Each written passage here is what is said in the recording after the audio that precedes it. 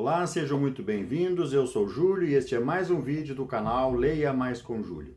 No vídeo de hoje vamos falar sobre 100 anos de solidão de Gabriel Garcia Marques.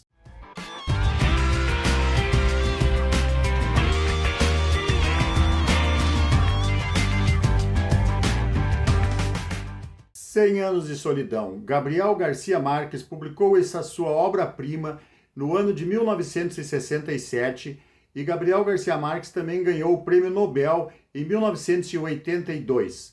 Primeiramente, eu quero dizer para vocês da satisfação que eu tenho de estar aqui para falar sobre 100 anos de solidão, um livro que eu reli pela terceira vez e cada vez eu me impressiono mais com a capacidade do Gabo em escrever as suas obras.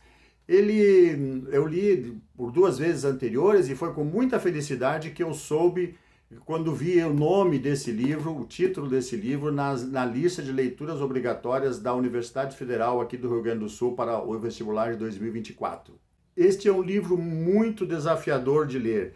É um livro que, para o leitor menos experiente, a gente tem que voltar nas páginas para entender quem está participando daquele ato que está sendo escrito ali.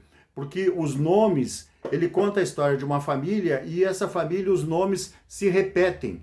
Então, às vezes tu não sabe quem é o Aureliano que eles estão falando, quem é o Arcádio que eles estão falando, e para isso tem um recurso maravilhoso no livro, que é uma árvore genealógica. Então, várias e várias vezes durante a leitura, a gente volta na árvore genealógica para saber de que personagem eles estão falando. Agora, nessa minha terceira leitura do livro, eu procurei me informar mais, procurei com outros recursos que não tinha à época que eu li, procurei documentários, procurei entrevistas do Gabriel Garcia Marques, e em determinado momento ele disse, quando escreveu, antes de escrever esse livro, ele conversou com amigos e disse que ele ia escrever, estava com a ideia de escrever um livro perigoso, um livro que ia causar muita polêmica. E ele disse assim: eu vou contar uma história do jeito que a minha avó contava histórias para mim, com aquele realismo, com aquela simplicidade com que a minha avó, a avó dele contava a seus netos. Já no primeiro parágrafo, o leitor já leva assim um choque, porque o tom do primeiro parágrafo já surge como uma aparição. Vejamos aqui. Muitos anos depois, diante do pelotão de fuzilamento, o coronel Aureliano Buendia havia de recordar aquela tarde remota em que o seu pai o levou para conhecer o gelo. Macondo era então uma aldeia de 20 casas de pau a pique e telhados de sapé, construídos na beira de um rio de águas diáfanas que se precipitavam por um leito de pedras polidas, brancas e enormes como ovos pré-históricos. O mundo, então, era tão recente que muitas coisas careciam de nome e, para mencioná-las, era preciso apontar com o dedo. É a estrutura perfeita que conta a criação de um mundo inteiro, em 20 capítulos, do nascimento até a morte. E esses 20 capítulos, eles têm exatamente o mesmo número de páginas. O livro nos conta a história da família Buendia, através de 7 gerações dessa família. Essa família começa com o casal José Arcádio Buendia e Úrsula Iguarã.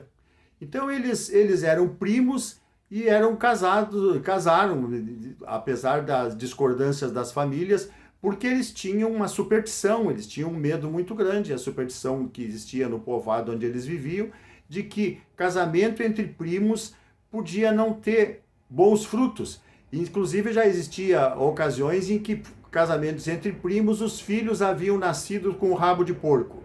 Então os nossos personagens, José Arcádio Buendia e Úrsula Iguarã, o casal de primos, eles moravam num povoado junto com a população local, mas houve lá algumas desavenças entre as pessoas que moravam naquele povoado e um grupo de casais, com alguns já com crianças, resolvem então sair dali e viver em outro lugar, e eles saem pela mata a procurar algum lugar para morar, que fosse mais próximos do mar.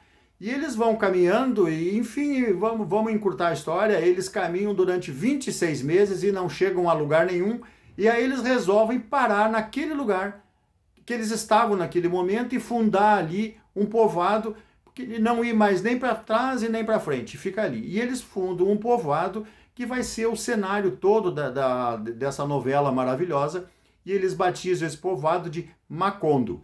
Então o José Arcádio Buendia, ele exerce lá uma liderança com esse pessoal, com essas pessoas que caminharam com ele durante esse período todo, e ele divide os lotes, todas as casas são parecidas, os terrenos de mesma dimensão, todos eles, foi tão bem planejado que todas as casas pegavam a mesma quantidade de sol, tanto de tarde quanto de manhã, não sentiam calor, tudo muito bem planejado e as coisas iam tudo muito bem. Os casais eram todos relativamente jovens, a cidade ficou muito tempo sem ter um cemitério, porque não morria ninguém, então tudo ia andando às mil maravilhas. E o povoado ia ali se desenvolvendo. O José Arcádio, José Arcádio Buendia, ele tinha um passatempo que era com rinhas de galo. Então ele vivia nessas rinhas de galo, fazia apostas, se divertia lá com os seus amigos, e ele continuava sem ter relações com a sua esposa, com a Úrsula Iguarã, para não gerar filhos que pudessem vir a ter rabo de porco quando nascesse.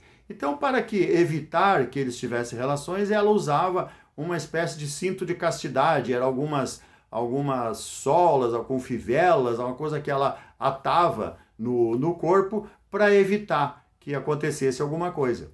E isso era, assim, na surdina, era do conhecimento de outras pessoas do povoado. Numa determinada rinha de galo, ele teve uma discussão lá com um adversário, e esse adversário jogou na cara dele em alto e bom som que ele não era capaz nem de dar conta da mulher dele, uma vez que eles não tinham filhos, né? Então, aquele dia, o José Arcádio Buendia, indignado com aquela situação, ele deve ter bebido alguma coisa lá, chegou em casa furioso de brabo com essa briga que ele teve com esse personagem lá do Prudêncio Aguilar, e ele, numa briga, por causa disso, ele acaba matando o Prudêncio Aguilar. E aquilo vai ser um fantasma na vida dele. Quando ele chega em casa, ele pega e chama a mulher e retira, até com certa brutalidade, aquele cinto de castidade e disse para ela o seguinte, que se ela tivesse que parir iguanas, eles iriam criar iguanas, mas eles iam começar a ter relações sexuais. E começaram e tiveram filhos, e aí começa a família Buendia. Então a família Buendia, que havia só José Arcádio Buendia e Úrsula Iguarã, eles têm 3 filhos, aí nós vamos consultar a nossa árvore genealógica, que era o José Arcádio, ou seja, o mesmo nome do pai, teve uma filha, a Amaranta, e o Aureliano Buendia, que vem a ser o coronel Aureliano Buendia, aquele mesmo que está citado no primeiro parágrafo do livro. Então, eles começam a casar, começam a ter filhos e começam a colocar sempre os mesmos nomes. Para vocês terem uma ideia, o coronel Aureliano Buendia, que vai um personagem que vai um bom tempo na novela, ele se envolveu em 32 guerras, por sinal ele perdeu todas essas 32 guerras, ele teve 17 filhos, todos homens, todos varões, todos eles com o nome Aureliano, com 17 mulheres diferentes, e ainda esses 17 aurelianos foram todos eles já na idade adulta, morreram assassinados, todos eles em lugares diferentes numa mesma noite. Então nós temos aqui o realismo fantástico de que tanto se fala do Gabriel Garcia Marques. É uma história com muito humor, com muita ironia, com muitos elementos fantásticos, é uma escrita muito bela, mas é uma beleza muito elaborada. É uma coisa assim fantástica de se ler, que te prende do começo ao fim. A história toda é uma metáfora da história da Colômbia e, por extensão, de toda a América Latina, onde acontecem guerras por motivo nenhum, que dizimam pessoas, dizimam um povoado, povos inteiros, destroem famílias e não levam a lugar nenhum. Então está tudo recheado de fatos fictícios ligados a fatos históricos. É um povo fadado a cometer os mesmos erros de forma cíclica. E me fez lembrar muito aquela música da Elis Regina, Como Nossos Pais, onde ela diz que ainda somos os mesmos e vivemos como nossos pais. Apesar de tudo que vivemos, ainda somos os mesmos e vivemos como nossos pais. Então, 100 Anos de Solidão é a história de um pueblo chamado Macondo, que nos é contado através de uma história de 7 gerações de uma mesma família, da família Buendia, e da forma como eles entendiam o mundo. O sobrenatural, as lendas, as superstições fazem parte do dia a dia, do diário, de como eles viviam e de como eles entendiam o mundo. Mas também nessa escrita, o normal é narrado como sobrenatural. E isso é o realismo mágico. 100 Anos de Solidão é um romance em que todas as forças do amor, do sexo, da paixão, elas não bastam para evitar a destruição do mundo. A família Buendia, então, ela vai se destroçando, ela vai se terminando ao longo dos anos e termina com um único Aureliano, o último, tá? E a família vai terminar aí. E ele tem, então, um caso com uma tia mais velha que havia ido estudar na Europa, e aí ela volta, se separa do marido e ela acaba tendo um caso com esse sobrinho. Ela engravida, morre no parto e o filho deles nasce com o rabinho de porco. Aquele que lá no começo era destinado a José Arcádio Buendia e Úrsula Iguarã. Então, um livro maravilhoso que me deixou muito feliz de ler novamente. Eu recomendo, não deixem de ler, tá?